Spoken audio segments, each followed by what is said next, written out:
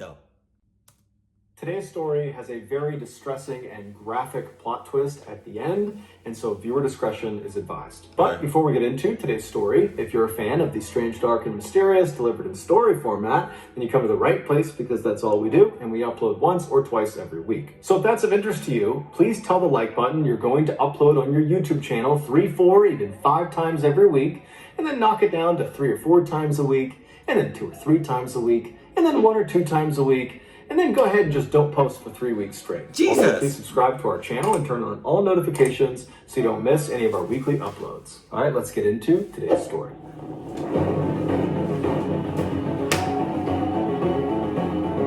Dice roll. Dice roll. Go on 3. Morgantown, West Virginia is this beautiful place nestled at the bottom of this huge mountain range called the Green Mountains. It is a big-time college town, as the famous West Virginia University is located there. And so during the school year, the town is full of young people, and during the football season, the town is absolutely buzzing with excitement. But the college is not the only reason people live in Morgantown. Lots of families choose to live there because there's so much to do year-round. Also, it's relatively safe, and in general, it's an up-and-coming place with new shops and restaurants and museums popping up every single year. But despite all of that, Morgantown is also known for something absolutely terrible, and that is the story of Skylar Neese. In 2012, 16-year-old Skylar Neese was a sophomore in high school in Morgantown, West Virginia. She was a straight-A student, and she worked part-time at a Wendy's, which is a fast food restaurant chain, and by all accounts... The whole time, though, hold on. Didn't I say in a couple videos back in the day, like, a while ago, Wendy's is a club place? I think I said that. I'm pretty sure. I said that. That's what I said. It's a club. So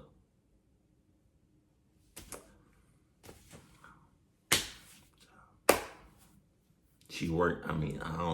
This is club. Wendy's is club. Walmart is club. Target has some club tendencies. Taco Bell, Burger King, Arby's,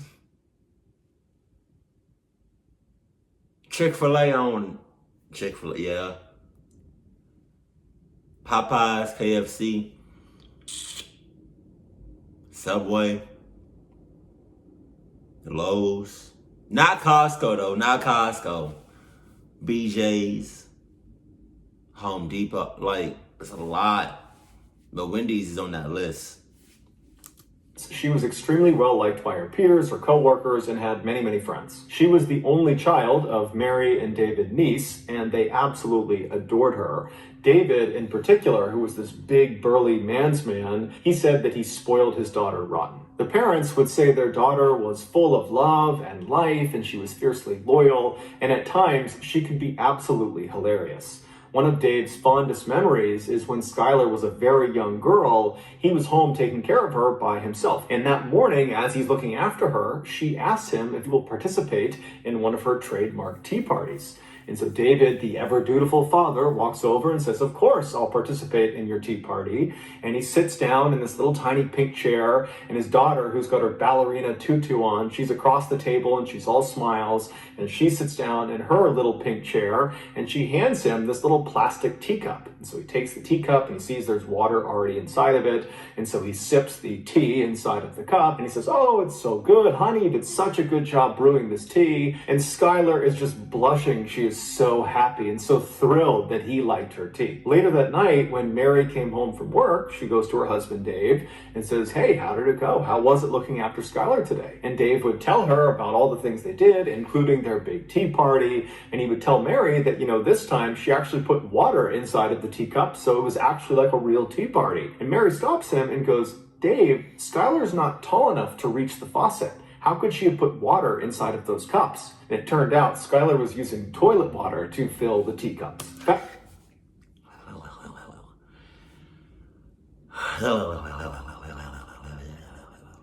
Y'all don't got no step tool? Y'all don't got no step tool? Step stool? No chairs? Skylar can climb on. Like, that's disgusting. That's nasty. That's nasty. I promise you. I promise you. If my future kids, if you watching this, my future kids, if you ever do some shit like that, I'm clucking you up on sight. Forward to 2012, and on the night of July 5th, 16-year-old Skylar Neese had just finished a night shift at the Wendy's restaurant, and she just got home. She walks through the front door of her family's apartment, and as soon as she gets inside, she tells her parents she's really tired, she wants to go to bed, and so she hugged both of her parents, she told them that she loved them, and then Mary and Dave watched their daughter walk down the first floor hallway, and then they watched her open her bedroom door, go inside, and shut it behind her.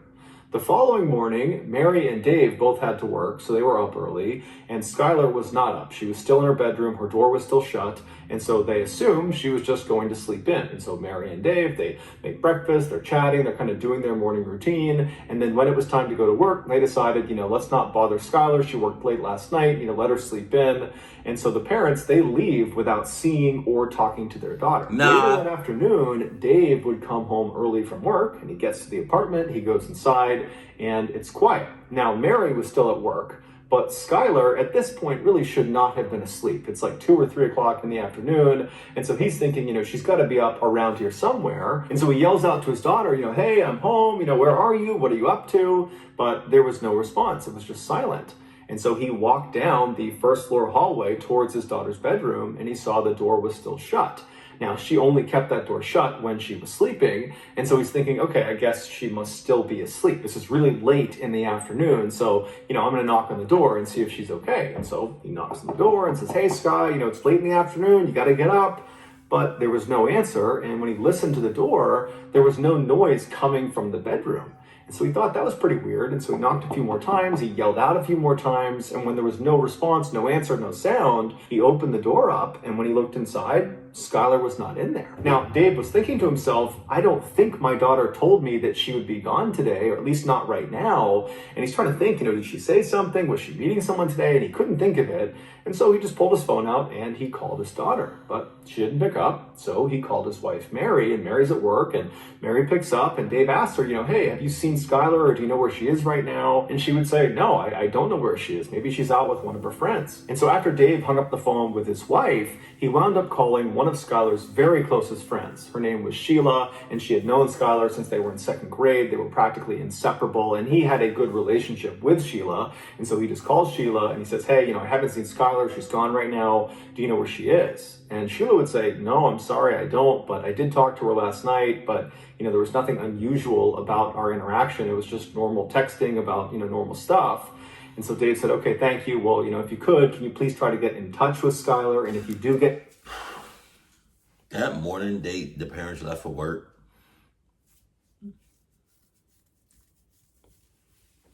Y'all could have peeked in the door. Y'all could have did something.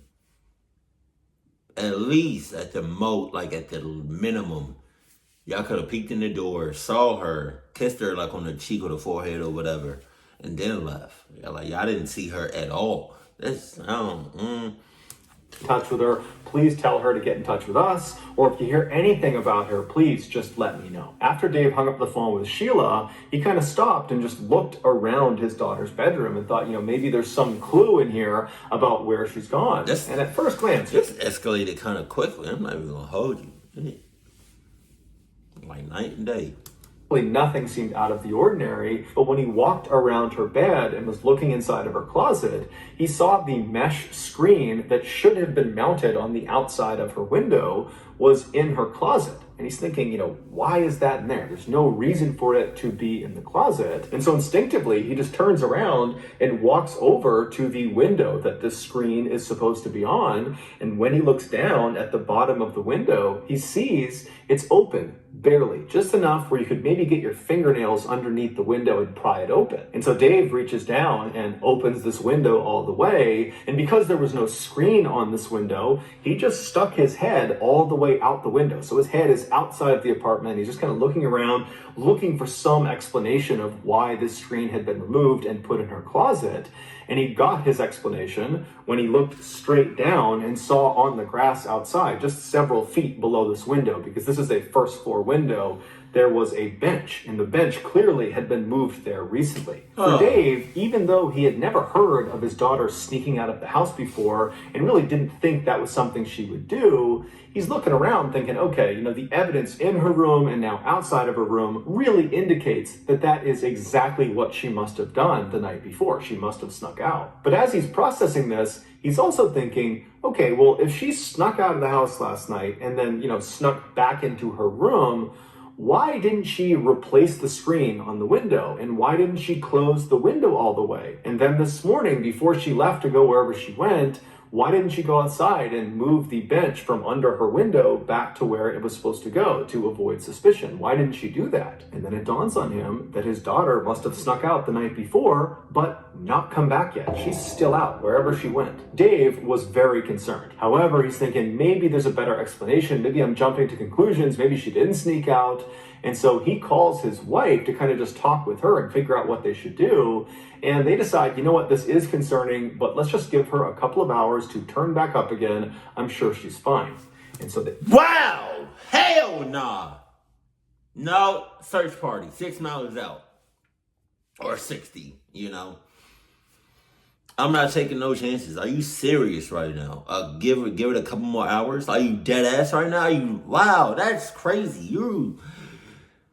No, hell no. Begin to wait. And then at 4 p.m. that evening, Wendy's, the restaurant where Skylar worked, called Dave and said, hey, have you seen Skylar? She was supposed to work today and she didn't show up. She didn't call. It's very unlike her. What's going on? And this was the tipping point. Dave and Mary knew something had to be wrong. And so Dave called the police. Long County 911, do you have an emergency? I have a 16-year-old daughter who apparently snuck out of her room last night. She has not been home, hasn't went to work, can't get a hold of her from any of her friends. I am scared to death. Has she done this before? No. After Dave got off the phone, he and his wife began kind of frantically figuring out what they should do. While the police are out looking, should we go out and look too? Or should we stay here in case she comes home and, maybe she's hurt, maybe we can help her if she gets here. And so they're having this really difficult and stressful conversation when Mary's phone rings and it's Sheila. And so Mary immediately answers it, hoping for some good news about her daughter. But Sheila asks Mary right away, hey, has Skylar come home yet? And Mary says, no, she hasn't. And in fact, we just got off the phone with the police because this doesn't make sense. Something's wrong and we're getting the police involved. And so when Sheila hears this, she kind of takes a deep breath. And then after a little bit of a hesitation, she says, Mary, I've got to tell you the truth about last night. She would go on to explain that the night before, Skylar had snuck out of the house, and so had she, along with their other very close friend named Rachel. And Rachel was someone that Mary and Dave also knew very, very well. The three girls were kind of like best friends and totally inseparable. And so Sheila said the three of them snuck out, and in fact, they did this a lot. And they would drive around town and smoke marijuana together. But this was not the big reveal. Despite this being fairly shocking to Mary and Dave, this was not the big reveal. The big reveal was that when they went out and snuck out of their houses and smoked weed together, they would make sure they never drove their car. Whoever was driving would never drive directly in front of any of their houses because they were concerned that the noise from the car could wake up parents and then they'd get caught. And so the way they would do it is after they snuck out of their house, they would walk a block or two away from their house and then they would call or text the other two and they'd get picked up and they'd go do their thing. And then when they got dropped off, they would get dropped off a block or two away from their home and then walk the rest of the way. And so Sheila told Mary that last night, like so many other nights, she dropped Skylar off about a block away from their apartment, and then Sheila and Rachel drove off. So they did not actually see Skylar enter her apartment. So Hell no! Hell no! That's... You got some ass friends. See, when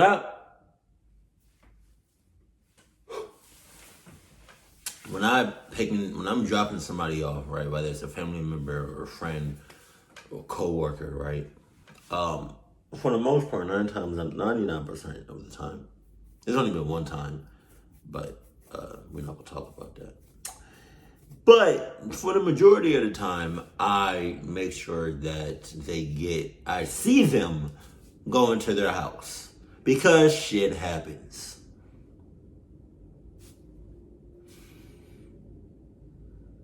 Yeah, shit happens. But that one time, I drove off before she went to the house. Thank God she went to the house safely. Nothing happened to her. But, yeah, we're not going to talk about that. Unless y'all want to hear about why I left.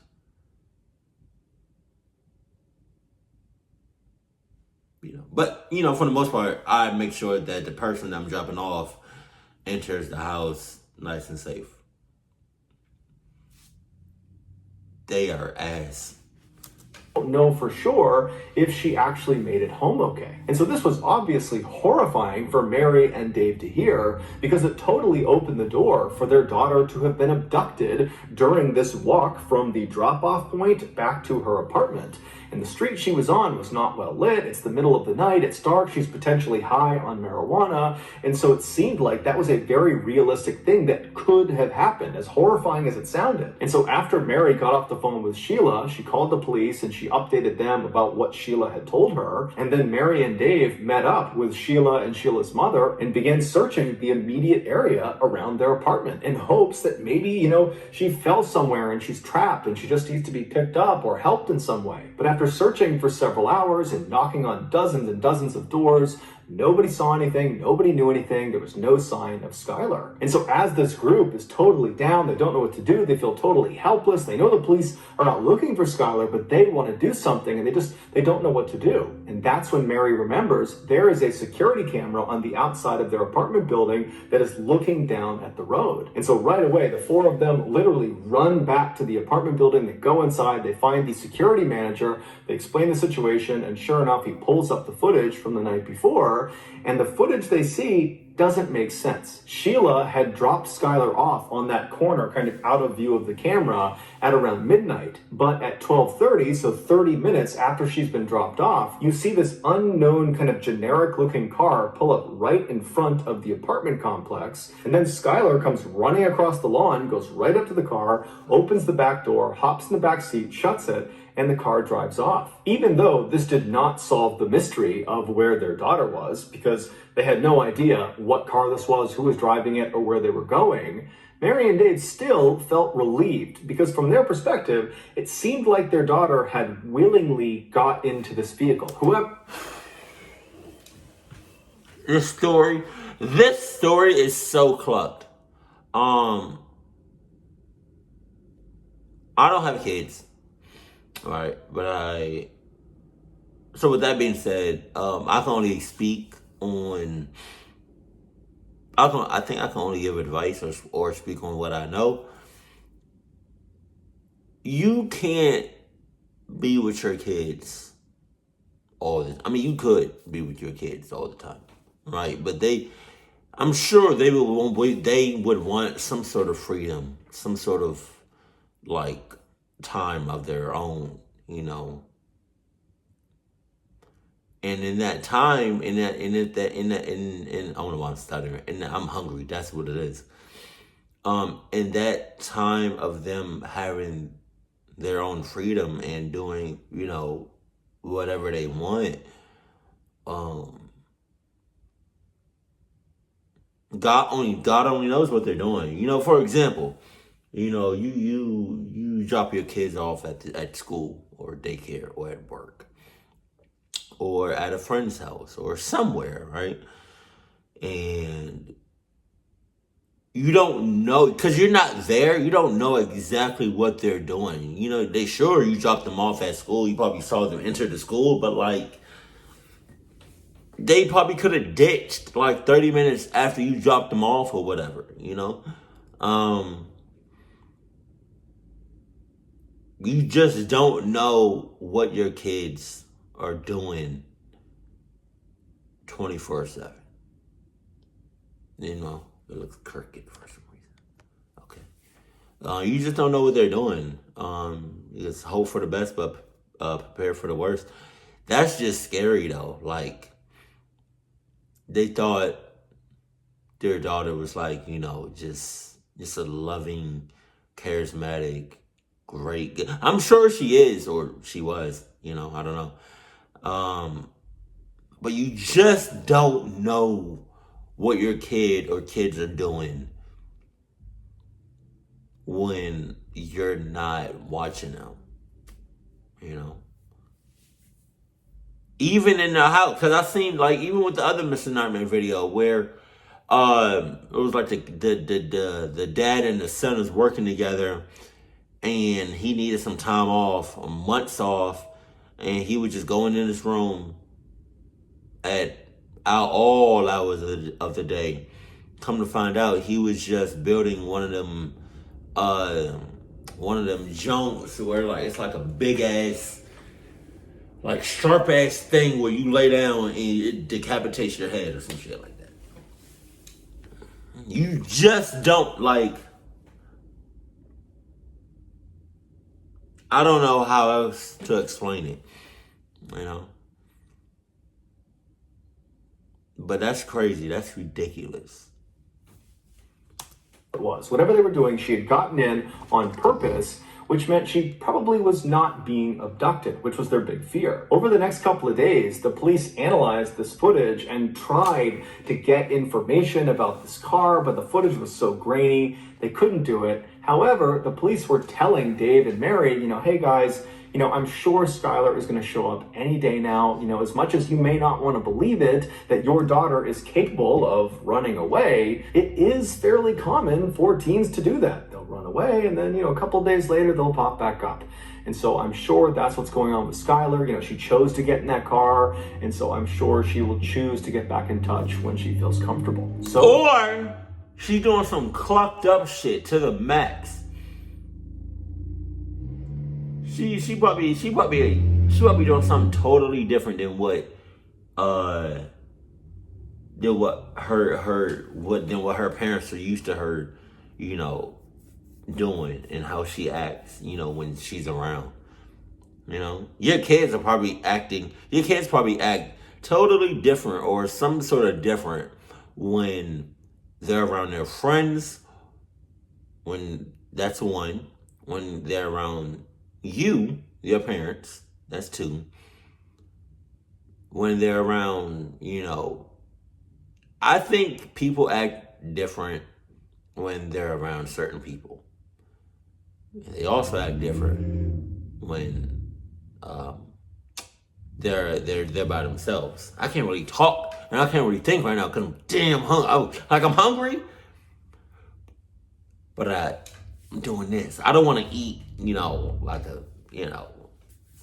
A couple of days go by and the parents haven't heard anything from their daughter, and then a couple of weeks go by, still nothing, and then a couple of months go by, still nothing. And this is all despite the fact that there is a massive search happening led by the police, and locals in Morgantown have put flyers up everywhere that have pictures of Skylar Neese's face everywhere in town and in neighboring towns. It was like you could not go 5 feet without being reminded that this girl is missing. Have you seen her? If you have, give us information. Despite the amount of publicity this case was getting, no one came forward with any meaningful information. It was like Skylar had just vanished and no one had a clue what happened to her. Her parents were obviously devastated that they had no idea what happened to her, but they were kind of holding on to this idea that, maybe she did run away and maybe she will eventually be in touch with us. But by December of that year, so 6 months after Skylar had gone missing, no one had heard from her, no one had seen her, no one had any idea where she was, there was no new leads. And so people were starting to feel less and less optimistic, and the case was starting to kind of go cold. And then on December 12th, something totally unexpected happened that changed everything. On that night, Rachel, the other friend who had been there with Sheila and with Skylar on the night that Skylar had vanished, she has a full-blown nervous breakdown. In fact, it's so bad that she's screaming and running around and she's punching her family members, and her mom actually calls the police on her. I have an issue with a 16-year-old daughter of mine. I can't control her anymore. She's screaming. She's running through the neighborhood. Give me the phone. No, this is over. This is over. Hurry up. She just gave me a block. Oh, God. Hurry up. Just hold her down. I mean, she don't look that strong, so just hold her down. Like, I don't know. After this call was made, the police show up to Rachel's house and they take her away to a psychiatric hospital. And then several days later, when she was released from that hospital, she went straight to the Morgantown Police Department. She walked inside and said, I gotta get something off my chest about Skylar. Apparently, whatever it was that she had been keeping secret had just been too difficult to keep inside. It was quite literally driving her crazy. And so the police said, okay, great. And they brought her into an interview room, they sat down and they said, okay, what do you got for us? The following has been pulled from what Rachel told police. Back on July 5th, 2012, Skylar came home from that night shift at Wendy's. She goes inside her family's apartment. She says goodnight to her mom and dad. She goes into her bedroom and she shuts the door, and she's laying on her bed. She's on her phone. She's not going to bed quite yet. And as she's laying there, she starts getting text messages from Rachel and also from Sheila asking her if she wants to sneak out that night. Now, Skylar didn't want to, and she said as much because she was actually hurting. She was mad at her two friends. According to some of her other friends that went to school with her and Rachel and Sheila, the three of them were totally inseparable, but lately, kind of the few months leading up to when she ultimately disappeared, there had been tension in their group. It seemed like Sheila and Rachel were getting very, very close and kind of pushing Skylar away, and Skylar was starting to pick up on it. It was little things like Sheila and Rachel would show up to school in matching outfits, but they wouldn't tell Skylar beforehand, kind of leaving her out. Or whenever they posted selfies of the three of them, Skylar was always relegated to the back or kind of in some other way obscured to make sure she was not the focal point of the picture. It was just very obvious that they were deprioritizing Skylar, and it was really hurting Skylar's feelings. And so it seemed like her way of standing up to them and kind of telling them that she was upset was to turn down their offer of sneaking out and smoking weed with them. But over the next couple of hours, Skylar would eventually say, okay, fine, I'll come with you guys, I'll sneak out and we'll go smoke together. Just before 12:30 a.m. on July 6th, Skylar gets off of her bed, she walks over to her window, she lifts it up, and she pulls the screen off, and she walks over to her closet, she puts the screen in her closet and shuts the door to the closet, and then she walks back over to the window and crawls out, lowers herself down onto the grass below, and then she walks over and grabs the bench and slides it over and puts it right underneath her window, and then she stands on the bench and reaches up and pulls the window down so there's just a little crack left so she can get back inside, and then she just waited by the side of the apartment looking out towards the road, and right after 12:30, this car, the unknown car on the surveillance camera, pulls right in front of the apartment building, and Skylar runs over to it, opens up the back right door, and climbs inside. This unknown car was Sheila's car. Sheila was driving, and Rachel was in the front passenger seat. It would turn out Rachel and Sheila lied about basically everything, including what time they picked up Skylar. So the three girls, they drive away from Skylar's apartment, and Sheila hops on a highway and starts driving northwest. Now, the girls did not immediately start smoking inside of the car. They decided instead they would actually drive to a location, get out, and smoke there. And the place they decided on was a spot they had smoked at before. It was a known hangout spot for teenagers. It was located about 45 minutes away, just barely across the border into Pennsylvania. It was down this kind of old country road that nobody ever went on. And so Sheila drives the car 45 minutes. She crosses into Pennsylvania. She finds the turn onto this old road. They drive down it a little ways until they're pretty far away from the highway, at which point Sheila pulls off the road onto the grass, parks the car. The three girls get out and they walk past the car a little ways down the path to a clearing on the right. There was a hill that went up on the right, and they would kind of sit on this hill looking downhill, and that would be where they would smoke. And so the three girls, they sit down, they're all next to each other, facing downhill. They're not facing each other. And Sheila, who is sitting all the way to the right, with the car being over to the left, she pulls out the marijuana joint, and she's about to light it, but she realizes she does not have a lighter. And so she asks Rachel and Skylar if they have a lighter, and they both pat themselves down. They're checking themselves, they don't have a lighter. And then Sheila says to Skylar, who's all the way to the left of the way they're sitting, so Skylar is closest to the car, she asks Skylar, hey, can you go in the car and get the lighter that I know is in there? And Skylar said, no problem. So Skylar, she stands up and she turns. Her back is to her two friends. And as soon as she starts walking, what she would have heard is the sound of her two friends standing up as well, and then loudly saying, 1, 2, 3. And on 3, Skylar would have felt two knives being plunged into her. What the What? No. Damn. Oh, God. I'm sorry. I was like, ow, damn.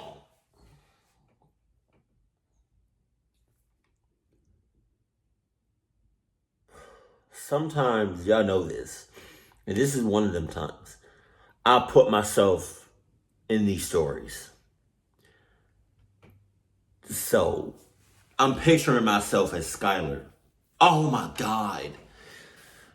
Back by Rachel and by Sheila. In a panic, Skylar does not even turn around. She just starts taking off running towards the car, and she manages to run away from her attackers. But because of her grievous injuries in her back, she eventually slows down, at which point Sheila tackles her from behind. She gets her on the ground, she pins her on her back, and Sheila is trying to stab Skylar, but Skylar is doing her best to keep the knife off of her. But at some point, Rachel comes running up beside them, and between Rachel and Sheila, they manage to hold Skylar's hands down, at which point Sheila and Rachel began taking turns stabbing her in the chest and in the neck. The whole time, Skylar is trying to defend herself, but it's impossible with these two on top of her.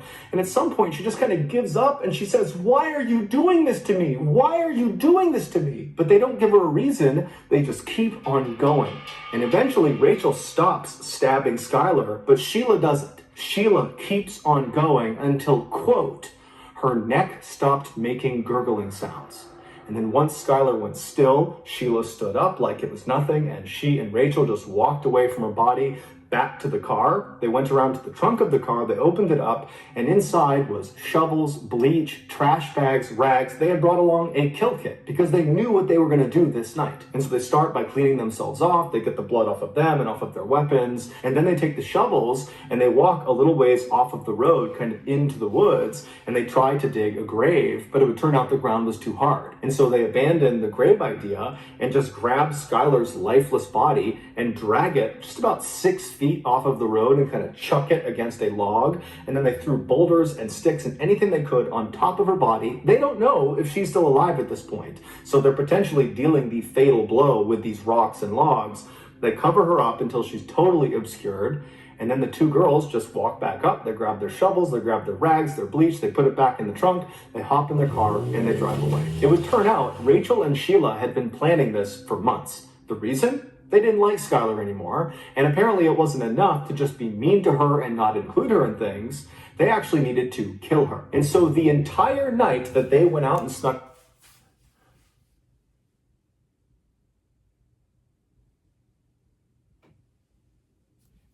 Because you don't like somebody, you decided to kill them, torture them. Because you don't like somebody, you decide to kill them. Because you don't like somebody, you decide to kill them.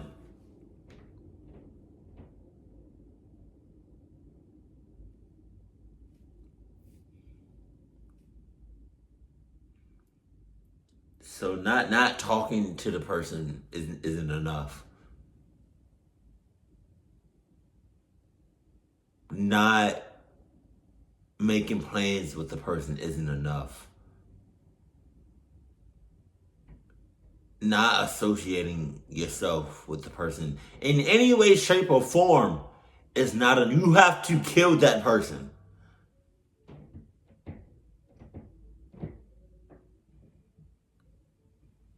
This makes me think this makes me think like if they did this multiple times before meeting Skylar. This makes me think, what if those two girls that did it to Skylar, what if they don't eventually liking each other? Like, are they gonna try to attempt to kill each other because they don't like one another? Like, Jesus. I hope by the grace of God she's alive, but I don't know. The throat is just, God, they kept going. She kept going until what? Quote, the gurgling stopped. Oh my God. Out. That was all planned. They knew Skylar did not want to come out and sneak out with them because they knew she was upset with them. And so they said whatever they had to say to convince her to leave her house and sneak out with them. And so she did. She snuck out. And when she got in that car, Sheila and Rachel had their knives already in their front pocket of their sweatshirt, ready to go. And on their ride to the spot in Pennsylvania, Sheila and Rachel acted like, oh, let's just go to this spot and smoke. When in reality, this was planned too. They wanted to make sure they were far away from Morgantown when they killed Skylar.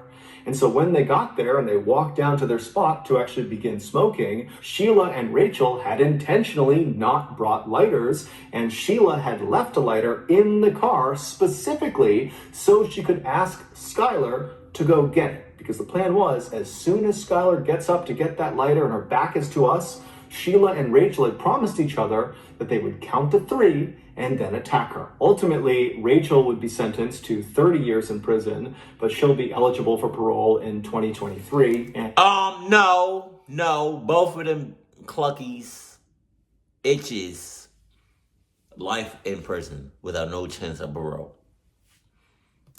Sheila would be sentenced to life in prison, but she would also be eligible for parole in 2028. During their trials, Rachel was very remorseful and even gave an apology to Skylar's parents during the sentencing phase. Sheila, on the other hand, smirked during her trial. For most of the time, she was smiling and totally making light of it. She said she didn't do it. She was totally not remorseful, and she did not offer an apology to Skylar's parents. She did, however, leave an unbelievably cruel message on Twitter. In March of 2013, when the police came out and officially said, we have identified the remains in the forest in Pennsylvania as belonging to Skylar Neese, when that announcement was made, just a couple of days later, Sheila tweeted, we really did go on 3. Sheila was arrested 1 month later.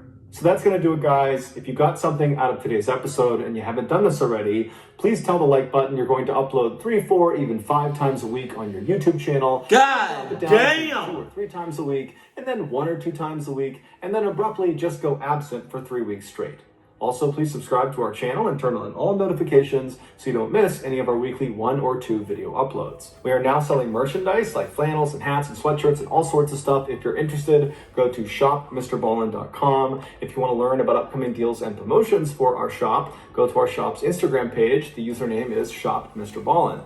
If you want to get in touch with me, you can direct message me on Instagram or on Twitter. My username is the same for both platforms. It's just MrBallen. I also have a ton of content over on TikTok where my username is also MrBallen. We also have a second YouTube channel called MrBallen Shorts where we post random short videos and lost episodes. We also have a Facebook page just called MrBallen where we post condensed versions of the longer episodes you see on YouTube. If you have a story suggestion, please submit it to our subreddit just called MrBallen. It's linked in the description below. So whether I see you on Twitter, Instagram, TikTok, Reddit, YouTube, Facebook, or some combination, just know that I really appreciate your support. And until next time, that's going to do it. See ya. Yo, if y'all don't like somebody, just don't associate yourself with that person anymore. Maybe you can slowly do it. You know, maybe you can slowly, like, you know,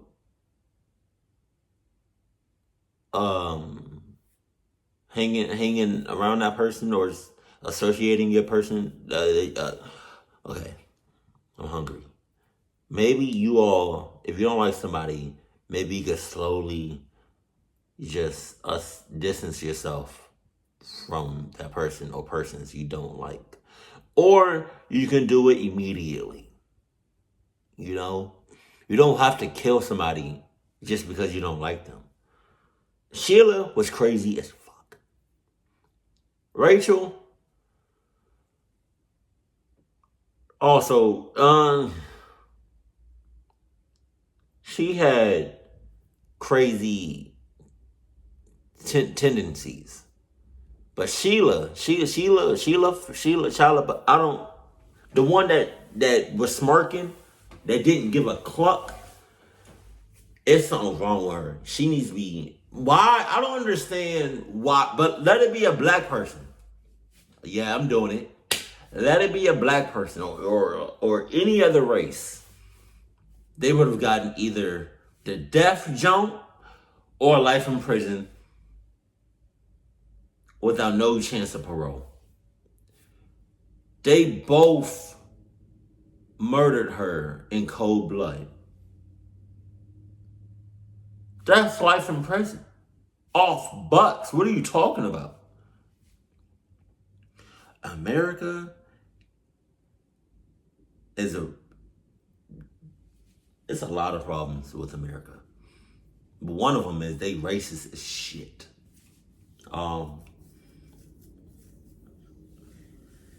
That's ridiculous, bro.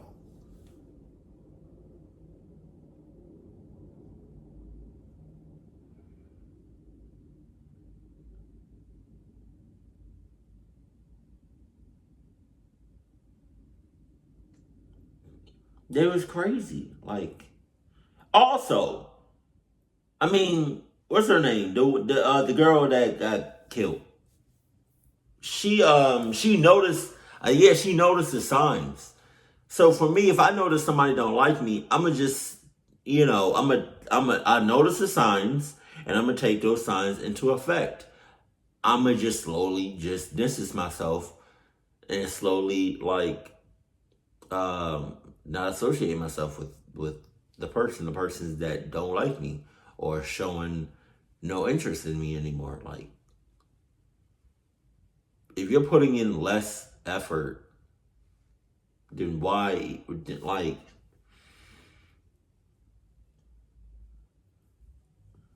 I can tell when somebody doesn't like me or is annoyed with me.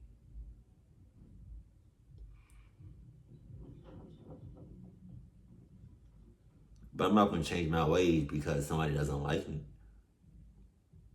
I'm just, I'm going to either distance myself or you're going to distance yourself. But me personally, I'm going to just distance myself. That's ridiculous. That's crazy as fuck. Keep it cool, keep it classy, and I love you. Stay happy. My family.